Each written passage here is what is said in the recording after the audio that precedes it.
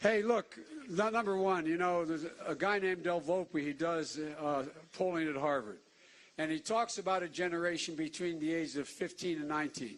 That generation is the most unsettled generation in America in terms of stress on their lives. The single greatest concern, according to his polling, between people between 15 and 30 is whether or not they will get shot in school, going to school.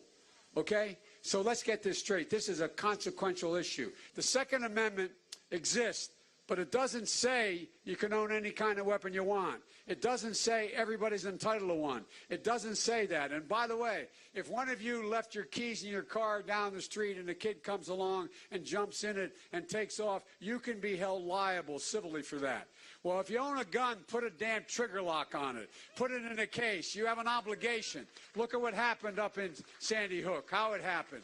There's a number of things we can do, and I promise you, you remember when Sandy Hook occurred, the president asked me to put together the initiatives on gun control, on rational policy. Rational policy. There's so many more things we can do to make schools safer other than arming teachers in the classroom.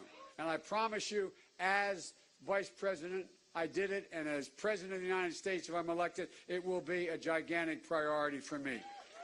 You will never hear me speak ill of another Democratic candidate. And there's a simple reason for that. We have to be in a position, whomever the nominee is, to be able to win.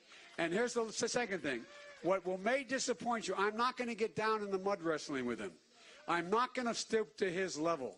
I'm not going to engage in the name calling. But I'm just going to, someone said, give him hell, Joe. Well, my grandpa Finnegan used to say, quote Harry Truman, he yelled, Harry, give him hell. He said, no, I'm not going to give him hell. I'm just going to tell him the truth and let him think it's hell. So there's a lot going on here. You're absolutely right.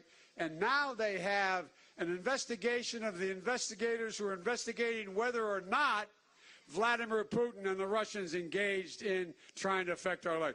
Give me a break. Gosh almighty. Anyway.